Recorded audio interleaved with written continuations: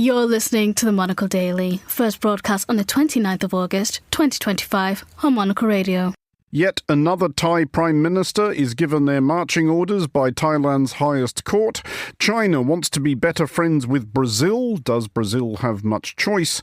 And an extraordinary pivot by one of fashion's most aloof houses. I'm Andrew Muller. The Monocle Daily starts now.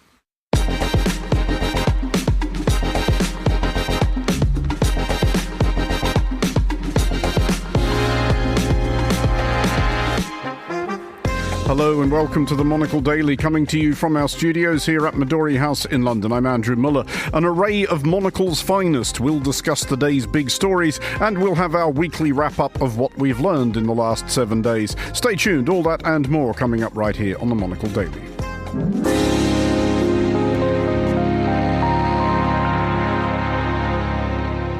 This is the Monocle Daily. I'm Andrew Muller. We will start in Thailand, which is advertising for a new Prime Minister after the previous incumbent, Paetongtarn Shinawatra, was removed from office by the country's constitutional court. This is the climax of a scandal which has rumbled on for some weeks after the leak of a phone call between Shinawatra and Hun Sen, the former Prime Minister of Cambodia, still widely assumed to be actually in charge. The current Cambodian Prime Minister is his son. In said phone call, Shinawatra addressed Hun Sen, a friend of her influential family, as uncle and badmouthed the Thai army. This against a backdrop of cross-border tensions that led last month to a few days of actual shooting. Well, I'm joined with more on this by Tim Forsyth, Professor in International Development at LSE. Tim, Shinawatra seems to have accepted it, at least as of this broadcast. Would she have assumed that this verdict was coming? Oh, I'm pretty sure she would have known that her days were numbered. I think what she did on the telephone with Hun Sen was very unfortunate. I think the big question is that it reveals her to be a little bit naive, but it also gives her enemies and the enemies of her family a lot of ammunition to use against them. So yes, I think she will know she has to go. We do know about the phone call because it was leaked. It is widely assumed that either Hun Sen leaked it or leaked it to somebody who did leak it in the full knowledge that they would leak it. What was his angle on this? Did he want to embarrass Shinawatra? Did he want her out of a job? Well, the evidence suggests that he did, but I don't think anyone really knows for sure outside of a small group of people. I mean, it's very clear that somehow Hun Sen was okay about that recording going live, and I think he would have known that it would have had a devastating impact on Paetongtarn. So, yes, I think he wanted it to go out. I mean, Thai politics is always, or has always been, a fairly rumbustious arena, I think it's fair to say. But we are looking now at the extraordinary fact that she is the fifth Prime Minister, if I'm counting correctly, who has been run out of office by the Constitutional Court in the last 18 years. Is there a simple reason why this keeps happening? Yes, there is a simple reason, which is that Thai politics for most of the 20th century was run by basically military-connected people who were connected to very conservative elements in the country. But that status quo was challenged by Paetongtarn's father, Thaksin Shinawatra, who represented a very different type of person. He was very much a get-rich-quick entrepreneur from a non-royal background, non-aristocratic, non-traditional background. And I think he has always represented a type of politics and a type of interest that the army and the old conservative interest haven't liked. And what we've seen since Thaksin was deposed in the coup in 2006 is that the army and the Constitutional Court have used all sorts of methods to try and get rid of anybody who has basically been representing Thaksin's interests in Parliament. That's basically what's been going on. I mean, is this, and they are an important and influential family, but is this possibly the end for the Shinawatras, or do they find a way to come back? I think evidence suggests that they will find a way to come back, but it's difficult to know whether it will be a family member. So Thaksin himself had his younger sister who was Prime Minister until 2014. And then he's had his daughter, who's just been deposed. I mean, I think it would be slightly unlikely if another member of his family popped up and said, oh, I'm going to be Prime Minister as well. But I think what they will do is to try and create support for the Thaksin-related parties, which at the moment is the Pheu Thai party. And they will always fight for some sort of interest. I mean, one thing that the Thaksin parties do better than most so far is try to speak in a popular way for the rural poor people in Thailand.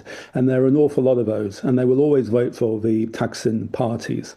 So as long as they keep on doing that, I think there's a chance that Thaksin-related parties will come back. I mean, beyond that element of support for the Thaksin-related parties that you mentioned, is it possible to say where Thai public opinion is on these shenanigans? Will people have broadly agreed with the decision the Constitutional Court made? I would think Thailand's pretty divided. I would say that an awful lot of people will consider that the comments made by the previous Prime Minister on telephone to Hun Sen were unacceptable, because she was speaking out in ways which were considered to be disloyal to the country and disloyal to the army. And an awful lot of people in Thailand still respect the army and see it as a source of political authority and look up to the army. I mean, Thailand's had more military governments than other governments. So I think an awful lot of people will see her to be inappropriate and will want her to step down. However, there's also a growing number of people who actually have no time for this, but it's very difficult to shift. Because the army and the Conservatives are very established. And just finally, and it's inevitably a fairly speculative question, but it is also the obvious question, is it clear who the next Prime Minister is? In the short term, yes. It's a man called Chai Kasem, who has been working with the Pheu Thai party. He will stand over as the interim Prime Minister. However, I expect that there will be some movements. So Thailand's run by a coalition of parties, and already some of the other parties in the coalition have said they want to shake the tree a bit and to try and either take over themselves or to call for a new constitution or indeed a new general election, which might then lead towards resetting the coalition. And I think so there will be a period of jostling for power soon, and that might lead to another change in Prime Minister. Tim Forsyth, thank you for joining us. You're listening to The Daily.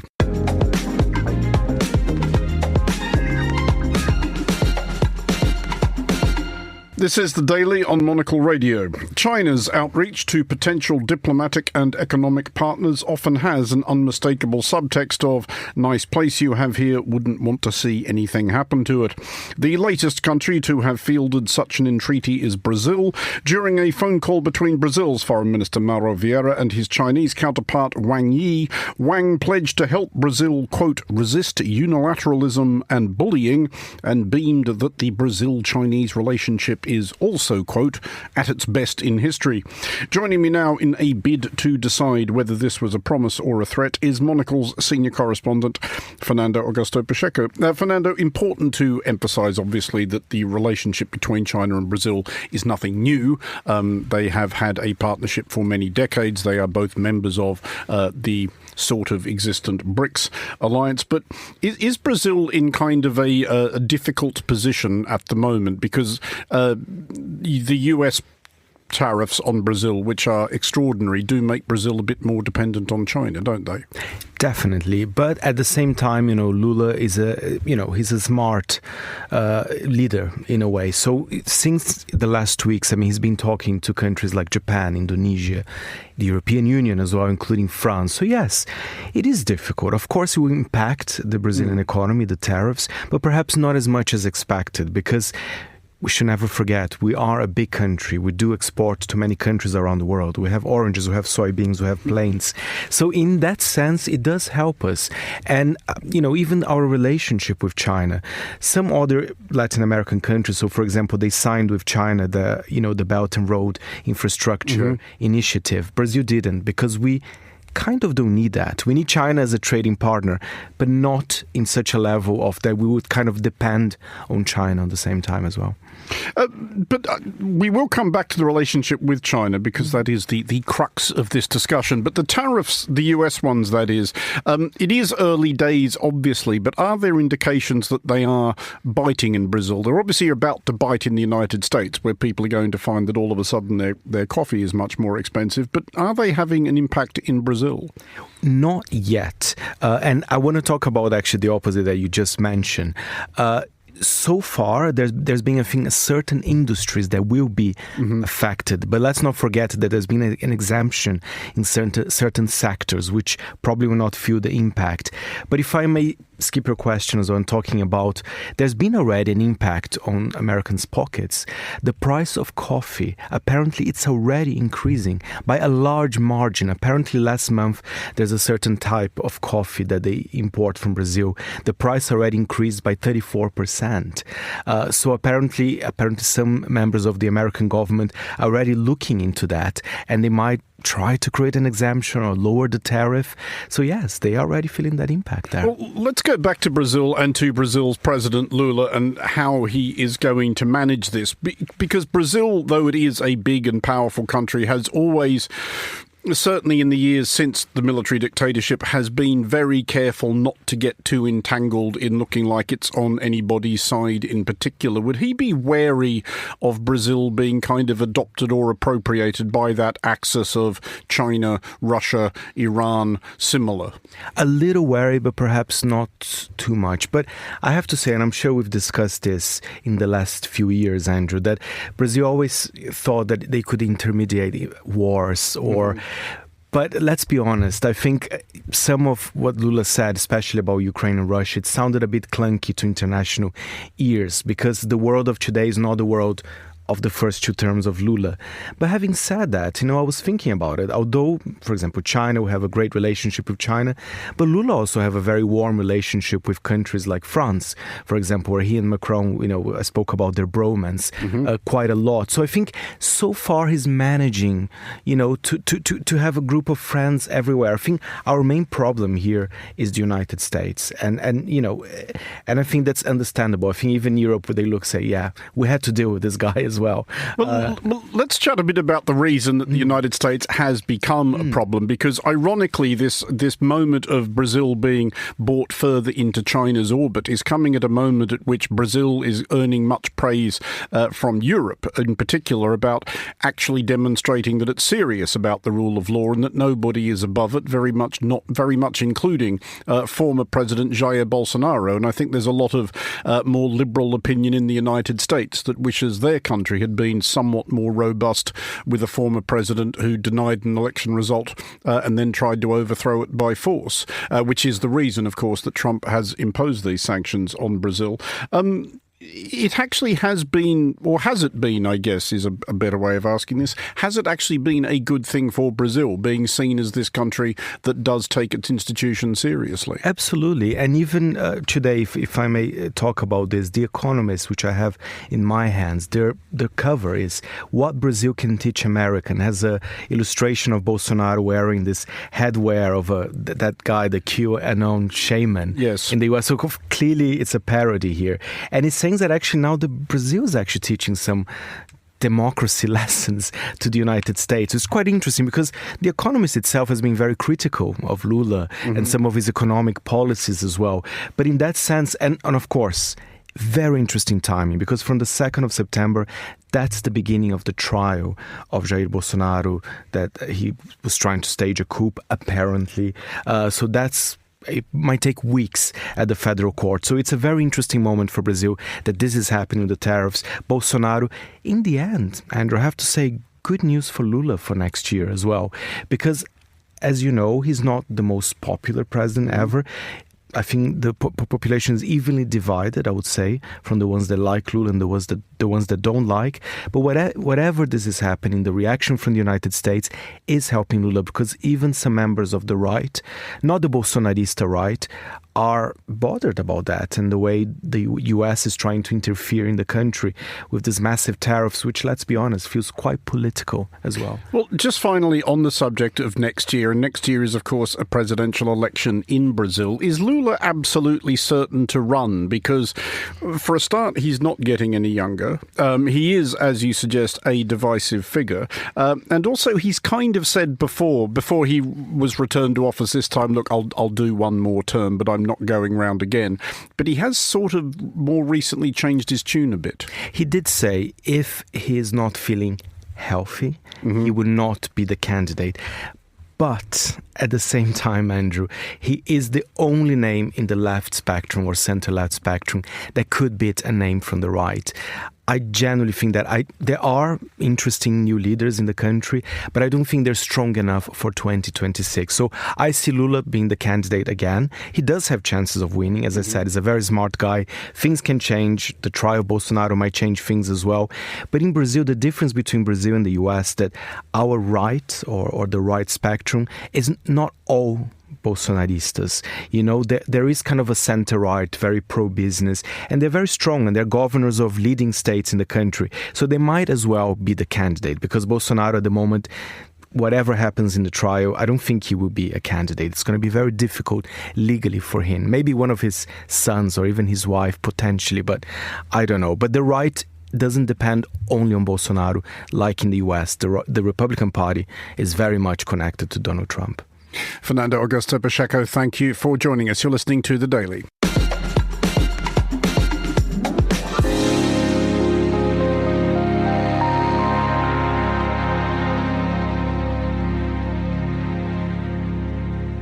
This is The Daily with me, Andrew Muller. Fashion news now, specifically an abrupt philosophical rethink on the part of Maison Margiela, highly uptown French fashion house renowned for an aloofness manifested in anonymous designers, non-celebrity models, and interacting with inquiring journalists only via fax machine if they were lucky.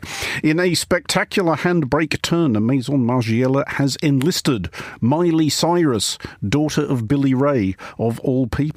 Well, joining me to explain why is Monocle's fashion director, Natalie Theodosi. Natalie, what is going on here? I think we should start probably by way of establishing a benchmark. How above all of this sort of thing had Maison Margiela previously positioned itself? I don't know if they were positioning themselves above everything, but they were positioning themselves in a very different space, let's say. I mean, no one, still to this day, no one knows, or very few people know, what Martin Margiela himself looks like. He's never come out to take a bow after his shows. He's never given public interviews, gone to fashion events like all the fashion designers usually do. So it's a very, very different approach. And even today, that times are changing, it was a bit of a surprise for me. Well, yeah, I mean, this is a fairly extreme pivot, which does prompt the obvious question, which I'm not going to rise above asking, why? It's a good question, and I thought so. It's the obvious, a good question. I can't tell you exactly what OTB, the current owner, is thinking, but my guess is that, I mean, they now have a new creative director, the Belgian designer Glenn Martens. So they are rethinking their strategy, and they are owned by a bigger group now, a group that owns Marni as well as Jill Sander, a portfolio of brands, particularly based between Italy and France. So they have financial targets to hit. They're competing with LVMH, with Kering. So maybe this is part of a new strategy. They have, in the past, John Galliano was the previous creative director. He has also invited some of his famous friends to walk the runways, to perform on during the fashion shows, but it was celebrities or actors that weren't so much part of popular culture. They might have been a little bit more under the radar.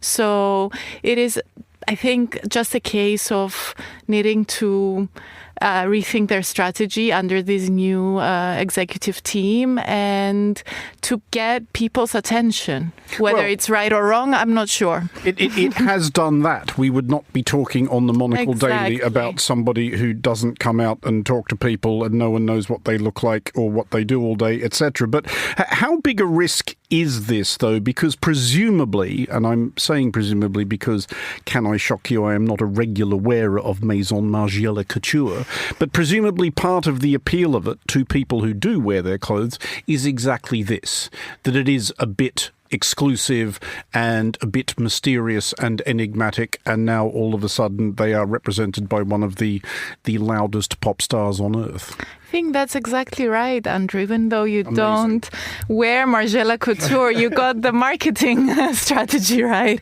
Definitely. It's like you said, there's a lot of serious collectors of Margiela, and what they love is that there are no logos. There is this kind of anonymity, and it's for people in the know who look for something else in their fashion choices. So it is a risk, and actually the fashion landscape in general, I found, is changing and moving away from pop culture and the celebrity ambassador to different types of bit more low-key ambassadors. So it's a big risk. I don't think that they've done it in a more artistic way with Paolo Roversi shooting the campaign. So the risk will happen. I think it will get worse if the strategy keeps going and we start seeing the Miley Cyrus and more Miley Cyruses on the front row of the shows, and every single campaign being celebrity driven. If this is a one-off creative project that they've tried to do, why not? We're here, we're talking about it. It's going to start a debate. It's going to start conversations around what the brand stands for. So it's not a bad thing. I'm sure that within any fashion house, before they engage a particular celebrity to represent them, detailed discussions go on about the risks and rewards of doing it. But have there been lessons learnt the hard way in the past? Have there been people who have engaged a particular celebrity and then discovered, oh, it turns out that's really not what our customers wanted? There's a possibility here that this does go off in their face, isn't there? Definitely. And this has happened in the past. I think when you look at brands like Prada and Miu Miu, which kind of double between this kind of very intellectual fashion, but also then they engage with pop culture to an extent. They sometimes have gone all the way with their campaigns and had a Kardashian as the ambassador or Hailey Bieber. And in those cases, it was the same kind of debate. How far is too far? And if you are positioning yourself as kind of a purveyor of more intellectual, thoughtful fashion, why is there a Kardashian on your campaign? And yet they've never asked me. Natalie Theodosi, thank you as always for joining us. You're listening to The Daily.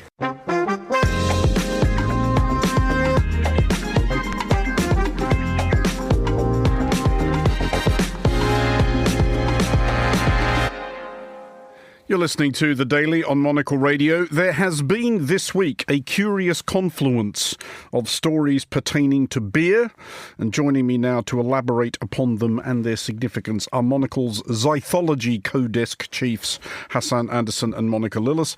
Zythology is the study of beer, and I absolutely already knew that before writing this script. You can't prove I didn't. Shut up.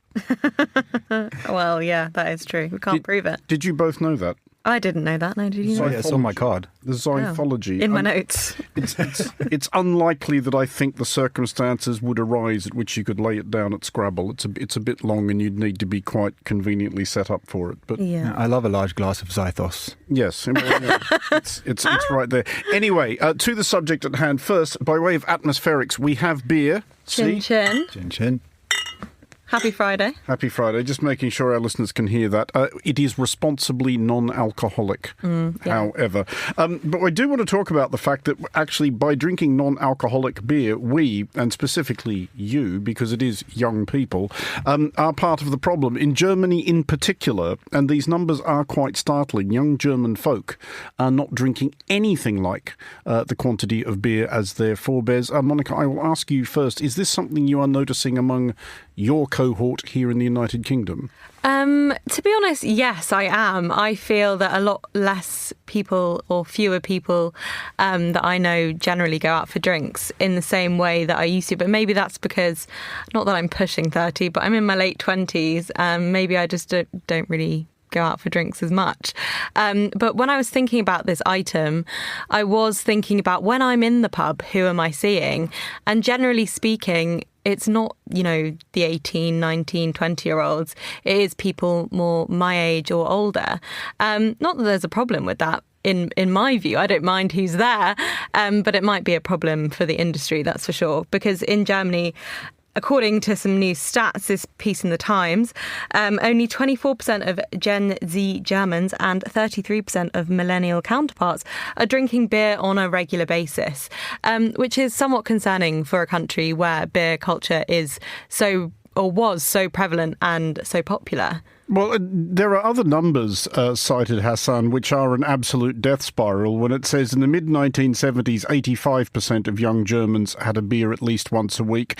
It was 55% a generation later than that. It's now under 38% of men under the age of 25 having a beer at least once a week. 62% of young German men are not having a drink, which if you have shares in German breweries is somewhat terrifying.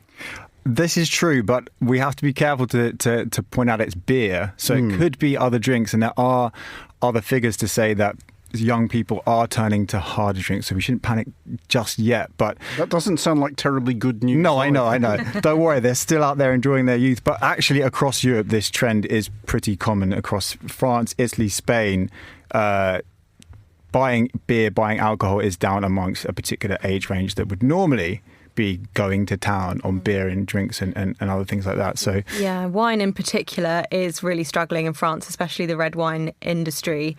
And this is like French not drinking red wine, Germans not drinking beer. This is dogs and cats living together stuff. These are end of times portents. Yeah, it is. I guess what Hass is trying to say is maybe there's different options. So perhaps people are going for something that, I don't know, tastes a bit sweeter. Maybe tastes are changing as opposed to, people just not liking beer or wine in general. Perhaps people want something a bit different. Can I wonder, and I will ask you, Monica, as you are both representatives of the young folk at this table, but then almost anybody who sits at this table relative to me is there a very simple explanation to this, which is that in current climes, young folk by and large don't have very much money and going to the pub has become actually extremely expensive? Yeah, I totally agree with you. And I find going to the pub pretty expensive, especially here in London.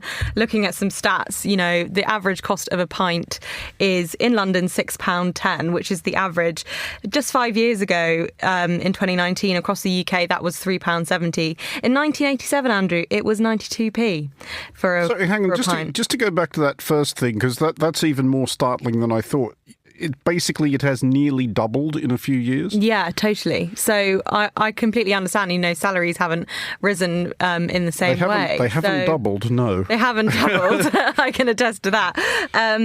But also, at the same time, there's a flip side of it too, which I think people are just generally, as the trend seems to be going, we're seeing this all across nightlife worldwide, really. People don't want to go out, but also it's not necessarily because they don't have money, it's because they're more health conscious. They want to be able to get up in the morning and 7 a.m. on a Saturday, God knows why, and go for a run and go for a coffee and spend their money elsewhere. People love going to bakeries, for instance. Bakery tourism is on the rise, and that's not getting any cheaper either. So it is a slight digression from this point. My own potted theory as to why fewer people are going to pubs is an increasing realisation that most pubs are just terrible and depressing places, even before you have factored in the fact that you will get stung for an average of £6 for a pint. But to more positive developments in the zythological universe, Hassan, there is an article which insists that boffins in Switzerland and the Netherlands have figured out how to pour the perfect pint. So the other good news is that we can assume that cancer has been cured if this is what scientists have been doing this week. Yeah, forget cancer, forget the Higgs boson. They've located the aspect of beer that will allow us to pour the perfect pint and give us the perfect head on a beer, which is often a complaint if you've ever worked in a pub when trying to pour one from customers that you haven't quite got it right. So scientists in the Netherlands and Switzerland have located a protein that they examine 6 different types of commercial beers, and this protein is what gives the beer its strongest structure. There must have been high fives all around the office when the grant came through to let them research this. It's research, I swear. It's important public knowledge, I think. Exactly. Lads, you'll never guess what. They went for it. I mean, are you confident that this problem has now been solved and that humankind will never again have to drink a suboptimal pint? I'm intrigued by the fact that, the perfect pint in Europe is maybe different to the UK, because I think, like, if you go to Europe, sometimes they'll serve you a pint and it's slightly below the rim, whereas if you did that in UK, you'd risk getting it pushed back over the bar, I think. And also in Europe, especially, so they're saying that the Belgian beers are the best beers because they have the most foam.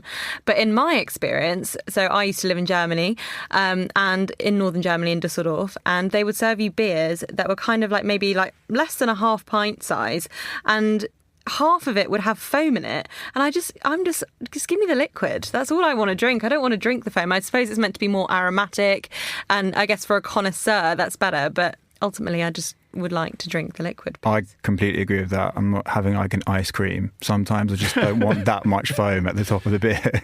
Well, this is controversial. Just to pick up on something you were saying earlier, Hassan, were you alluding to the fact that you have yourself worked in a pub? Because this may become germane to the next subject for discussion. Have you in fact worked in a bar? I used to work at the library in Highbury in Islington, which was one of the only pubs in that area that opened till 3 a.m. So we got a specific type of customer. Yes, I can well Monica, imagine. We had to kick her out. Monica, have you ever tended a bar?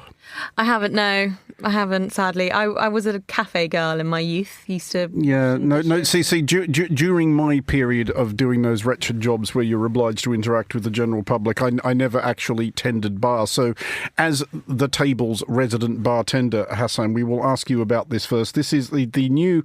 Well, it's not a new observation, but apparently it has become endemic, and people are, I guess, angry or excited about it. This is the post-pandemic thing of people in British pubs not jostling for attention at the bar in a bid to get served, but actually standing in orderly queues. Where are you on this? Would it have made your life easier as a bartender?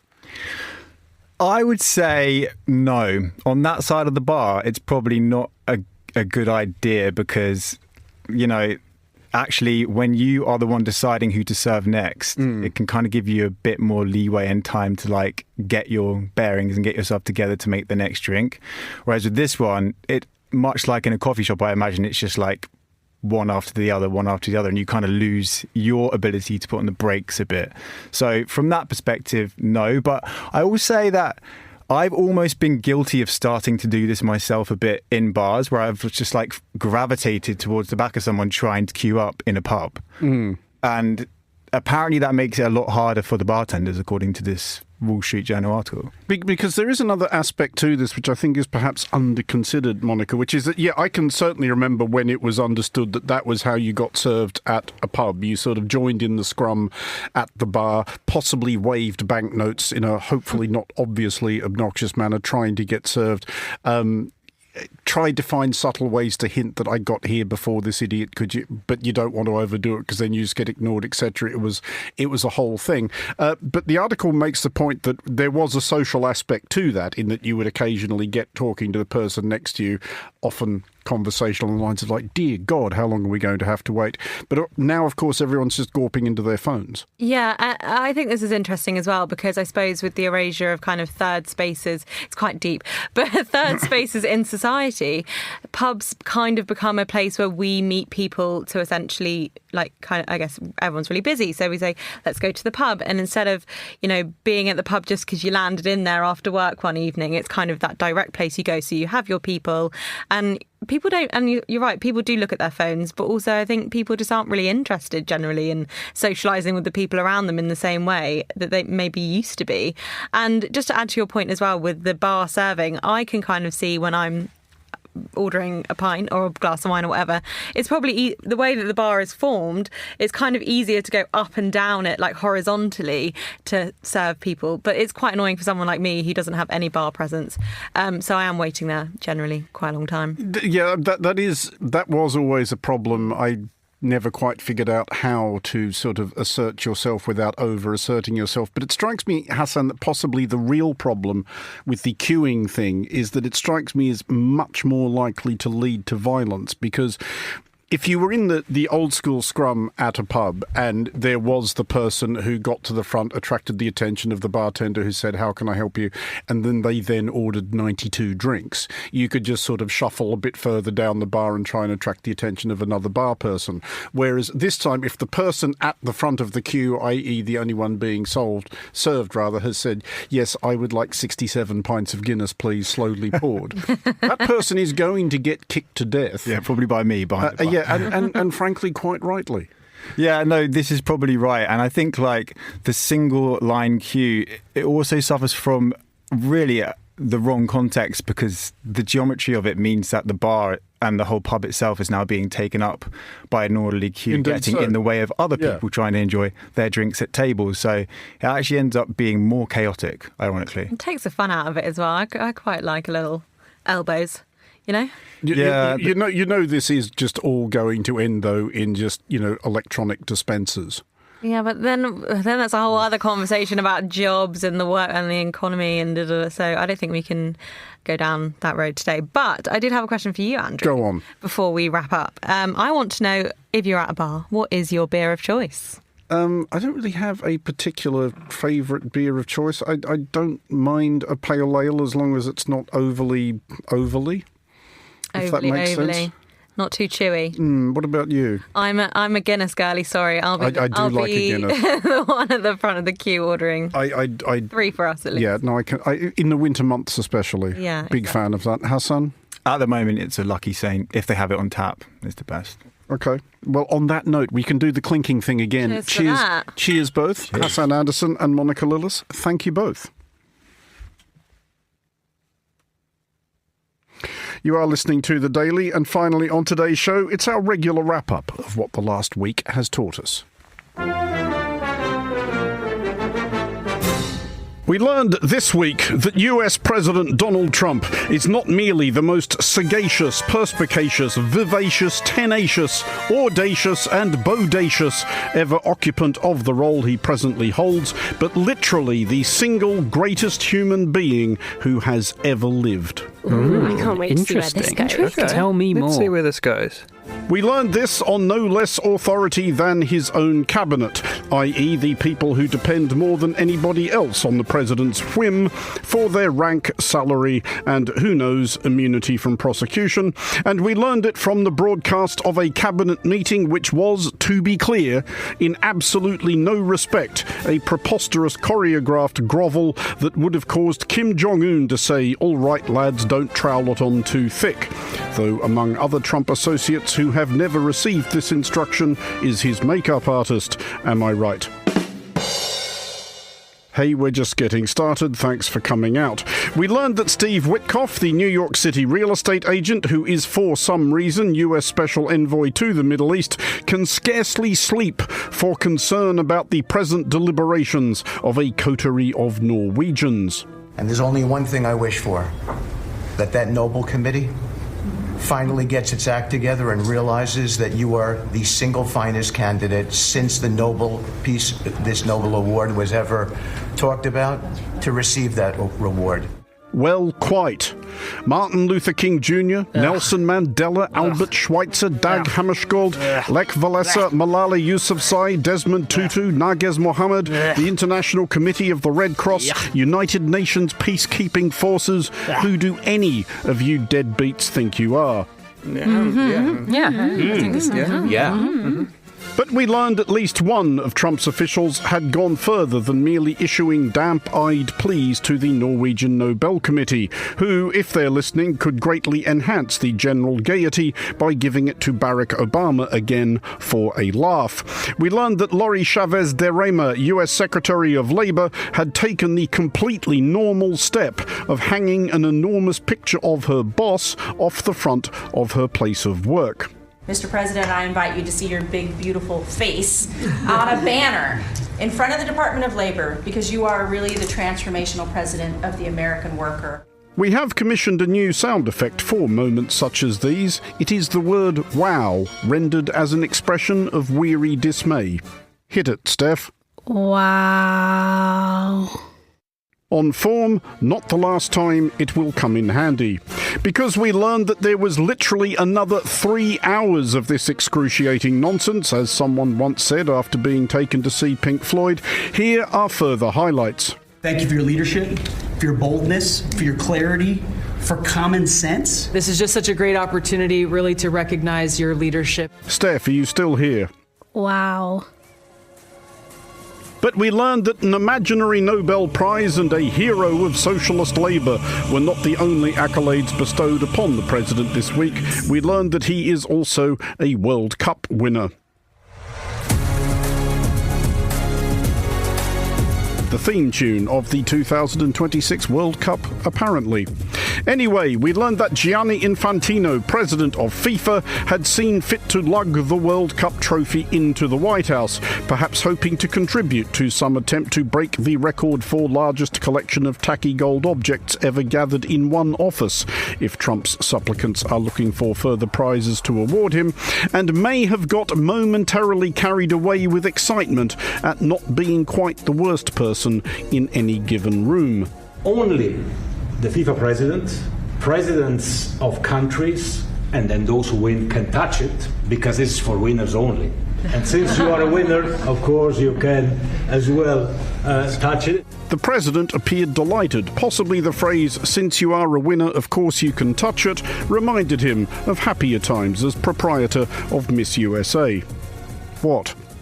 But, sticking with the subject of dubious talent quests, we learned that the US was sending to Russia this. I just need a cup of tea and one more song. That being B. Howard, more like B. List, who will represent the United States next month at the revival of Intervision, which, as the name hints, was a Soviet knockoff of Eurovision. So it's the song contest equivalent of those tracksuits by Timmy Hilfiger and Louis Vuitton, which may be found hanging from the less reputable market stalls of Chelyabinsk and Omsk. So let's stop playing games. Mallet.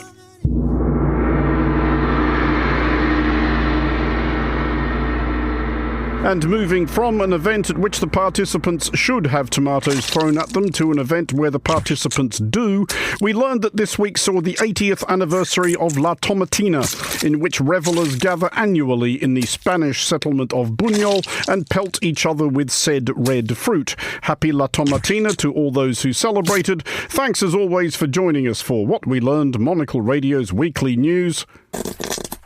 Ketchup. Wow. And that is all for this edition of the Monocle Daily. Thanks to all our panellists today. Today's show was produced by Hassan Anderson and researched by Henry King. Our sound engineer was Faith Eden. I'm Andrew Muller here in London. The Daily is back at the same time on Monday. Thanks for listening and have a great weekend.